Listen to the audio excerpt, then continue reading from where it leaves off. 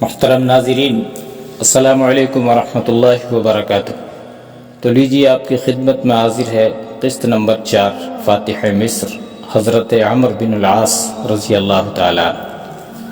بسم اللہ الرحمن الرحیم۔ میں مصر کے سب سے بڑے شہر اسکندریہ کا رہنے والا ہوں۔ شماس نے کہا، یہ مت سوچ کہ میں مصری ہوں اس لیے تمہارے ملک عرب کے رسم و رواج سے ناواقف ہوں گا۔ میں جانتا ہوں کہ ملک عرب میں ایک انسانی جان کا خوبہ 100 اونٹ ہے۔ میں یہ بھی جانتا ہوں کہ 100 اونٹوں کی قیمت 1000 دینار ہوتی ہے۔ کیا میں نے غلط کہا ہے؟ نہیں دوست، عمرو بن عاص نے کہا، تم نے غلط نہیں کہا۔ عرب میں ایک انسانی جان کی قیمت 100 اونٹ ہی ہے، اور یہ قیمت اتنی زیادہ ہے کہ ہر کوئی اتنی قیمت نہیں دے سکتا، اس لیے کوئی کسی کو قتل نہیں کرتا۔ لیکن انسانی جان کی قیمت کا خیال تمہیں کیوں آیا؟ یہ مت پوچھ کہ مجھے یہ خیال کیوں آیا ہے۔ شماس نے کہا، میں تمہیں اپنے ملک لے چلوں گا، خدا کی قسم میں تمہیں 2 جانوں کی قیمت دوں گا۔ یہ تمہارا حق ہے، جو میں نے ادا نہ کیا تو خدا مجھ سے ناراض ہوگا۔ یہ نبیوں اور پیغمبروں کی مقدس زمین ہے، میں ان کی مقدس روحوں کو ناراض کرنے کی جرات نہیں کر سکتا۔ لیکن یہ تو بتاؤ، عمرو بن عاص نے پوچھا، وہ کون ہے 2 انسان ہیں؟ وہ کون سے 2 انسان ہیں جنہیں تم نے قتل کیا ہے؟ اور میں کون ہوتا ہوں جو ان کا خون بہا وصول کروں؟ عرب کے لوگ اتنے کم عقل تو نہیں ہوتے جتنے تم لگ رہے ہو۔ شماس نے کہا، تم نے 2 بار میری جان بچائی ہے، پیاس نے تو میری جان لے ہی لی تھی۔ تم اگر کچھ ہی دیر اور مجھے پانی نہ پلاتے تو میں مر چکا ہوتا۔ پھر تم نے مجھے اس اتنے زیادہ زہریلے سانپ سے بچایا۔ تم تیر چلانے میں ذرا سی بھی کوتاہی کر جاتے تو سانپ مجھے ڈس لیتا اور میں بیدار ہونے سے پہلے ہی مر چکا ہوتا۔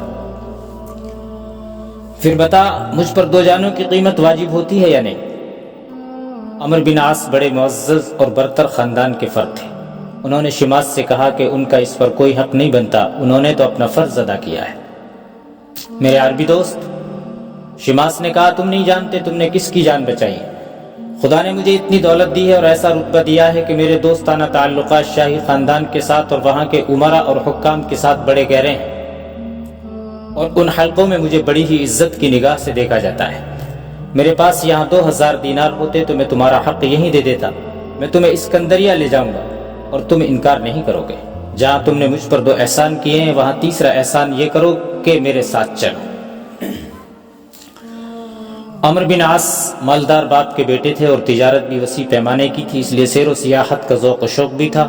وہ جہاں چاہتے بڑے آرام سے جا سکتے تھے۔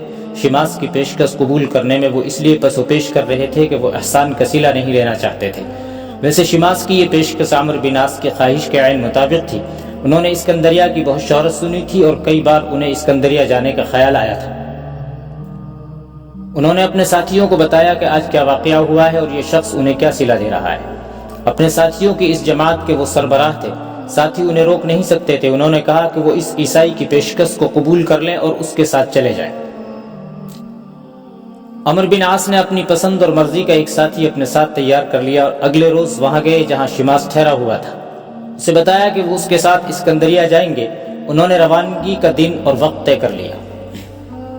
اس دور میں نہر سویز نہیں ہوا کرتی تھی، اس لیے خشکی سے بھی مصر جایا جا سکتا تھا، اور اسکندریہ تک جانے کے لیے بحری راستہ بھی تھا۔ یہ بتانا ممکن نہیں کہ یہ لوگ خشکی کے راستے گئے یا سمندر کے راستے۔ تاریخ نے اتنا ہی لکھا ہے کہ عمرو بن عاص اپنے ایک ساتھی کے ساتھ شماس کی ہمراہی میں اسکندریہ پہنچ گئے۔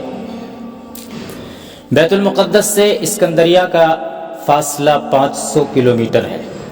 عمرو بن عاص نے جب اسکندریہ شہر کی شان و شوکت اور حسن و جمال دیکھا تو وہ حیران رہ گئے۔ تاریخ میں لکھا ہے کہ انہوں نے بے ساختہ کہا، شماس، میں نے ایسا شہر اور اتنی دولت کبھی خواب میں بھی نہیں دیکھی تھی جس کی ریل پیل یہاں دیکھ رہا ہوں۔ مورخوں نے ایک واقعہ لکھا ہے جو دلچسپ بھی ہے اور فکر انگیز بھی۔ واقعہ یوں ہے کہ انہی دنوں اسکندریہ میں ایک جشن منایا جا رہا تھا۔ تاریخ سے یہ پتہ نہیں ملتا کہ یہ ایک ایسا جشن تھا جس میں صرف شہر کے لوگ ہی شامل نہیں تھے بلکہ شاہی خاندان بھی اس میں شامل تھا، اور امراء، وزراء اور حاکم بھی اس میں شریک تھے۔ شہ سواری، تیر اندازی، تیغ زنی اور کشتیوں کے مقابلے بھی ہو رہے تھے۔ لوگوں نے بڑے ہی قیمتی کپڑے پہن رکھے تھے۔ شماس عمرو بن عاص کو بھی اس جشن میں لے گیا۔ شماس نے عمرو بن عاص کے لیے ریشمی لباس تیار کروا کر انہیں پہنایا تھا۔ عمرو بن عاص نے دیکھا کہ شاہی افراد اور حکام بالا میں شماس کو خصوصی پذیرائی حاصل ہے۔ اس روز اس جشن کی ایک خاص تقریب منائی جا رہی تھی۔ لوگ ایک دائرے میں اکٹھے ہو گئے تھے۔ شاہی افراد کے لیے آگے بیٹھنے کے لیے جگہ بنائی گئی تھی۔ لوگوں کے ہجوم کے درمیان جو جگہ خالی تھی وہاں ایک آدمی کھڑا تھا، اس کے ایک ہاتھ میں ایک سنہری گیند تھی، وہ بار بار گیند کو پوری طاقت سے اوپر کو پھینکتا تھا اور گیند اوپر جا کر زمین پر گرتی تھی۔ شماس نے عمرو بن عاص کو بتایا کہ جب کبھی یہ جشن منایا جاتا ہے اس میں یہ تقریب ضرور منعقد ہوتی ہے۔ ایک آدمی آنکھیں بند کر کے گیند اوپر پھینکتا ہے اور ان لوگوں کا عقیدہ ہے کہ گیند جس شخص کے ایک بازو پر گرے وہ شخص بادشاہ بنے بغیر نہیں مر سکتا۔ عمرو بن عاص نے دیکھا کہ گیند زیادہ تر زمین پر گرتی تھی اور اگر کسی آدمی پر گری تو اس کے بازو پر نہ گری، سر پر یا کندھے یا پیٹھ پر گری۔ شماس چونکہ صاحب حیثیت اور رتبے والا آدمی تھا اس لیے اسے آگے بیٹھنے کو جگہ ملی اور وہ عمرو بن عاص کو بھی آگے لے گیا۔ گیند پھینکنے والے نے ایک بار پھر گیند اوپر کو پھینکی تو گیند عمرو بن عاص رضی اللہ تعالیٰ عنہ کے دائیں بازو پر آ پڑی اور عمرو نے گیند کو وہیں پکڑ لیا۔ شاہی خاندان کے افراد اٹھ کھڑے ہوئے، وہ اس شخص کو اچھی طرح دیکھنا چاہتے تھے جس کے بازوؤں پر گیند گری تھی۔ شماس نے اٹھ کر اعلان کیا کہ اس شخص کا نام عمرو بن عاص ہے اور یہ مکہ سے یہاں آیا ہے۔ تماشائیوں میں کئی لوگ قہقہہ لگا کر ہنسے اور کسی کی بڑی بلند آواز آئی، یہ سب غلط ہے، عرب کا یہ بدو ہمارا بادشاہ نہیں ہو سکتا۔ ہجوم میں سے کئی آوازیں اٹھی، نہیں، ہرگز نہیں، یہ چھوٹا ناٹا سا بدو مصر کا بادشاہ کیسے ہو سکتا ہے۔ ناظرین، یہاں یہ بتانا ضروری ہے کہ عمرو بن عاص عرب کے عام لوگوں کی طرح دراز قد نہیں تھے۔ ان کا قد چھوٹا، سر بڑا اور ہاتھ اور پاؤں کچھ زیادہ ہی بڑے تھے۔ ان کی بھومیں گھنی تھی، منہ بھی کچھ زیادہ چوڑا تھا۔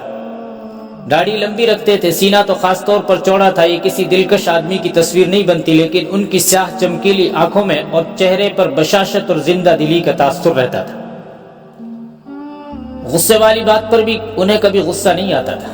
ان کا یہ جسم دیکھ کر اسکندریہ والوں نے ان کا مذاق اڑایا اور کہا کہ یہ شخص ان کا بادشاہ نہیں ہو سکتا۔ اللہ کے بھید کوئی نہیں پا سکتا، کوئی بھی نہ سمجھ سکا، خود عمرو بن عاص بھی نہ سمجھ سکے کہ یہ اللہ تبارک و تعالیٰ کا ایک اشارہ ہے جو کچھ ہی عرصہ بعد عملی شکل میں سامنے آ جائے گا۔ اور آج جو لوگ اور شاہی خاندان کے جو افراد اس عربی بدو کا مذاق اڑا رہے ہیں، یہ انقلاب بھی دیکھیں گے کہ یہی عربی بدو مصر کے بادشاہوں کا تختہ الٹ دے گا اور فاتح مصر کہلائے گا اور انہی لوگوں پر اس کا حکم چلے گا۔ گیند کی رسم ادا ہو چکی تھی اور گیند نے ان کے عقیدے کے مطابق فیصلہ دے دیا تھا، لیکن تماشائیوں کا ہجوم اور خصوصاً شاہی خاندان کے افراد اور حکام اس فیصلے کو منظور نہیں کر رہے تھے۔ اس رسم کا یہ مطلب نہیں تھا کہ جس پر گیند گری ہو اسے اسی وقت بادشاہ بنا دیا جاتا تھا، بلکہ مطلب یہ تھا کہ وہ آنے والے وقت میں بادشاہ بن سکتا ہے، لیکن ہجوم نے ہنگامہ بپا کر رکھا تھا۔ شماس نے عمرو بن عاص کا بازو پکڑا اور انہیں وہاں سے اٹھا کر اپنے ساتھ لے آیا اور گھر لے گیا۔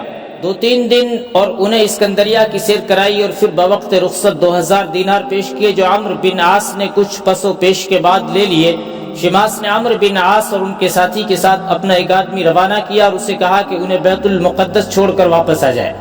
ابن عبد الحکم لکھتا ہے کہ عمرو بن عاص مصر سے تو آگئے، لیکن مصر اور اسکندریہ ان کے ذہن پر ایسا سوار ہوا کہ وہ اکثر کہا کرتے تھے کہ وہ مصر میں ہی جا کر آباد ہونا چاہتے ہیں۔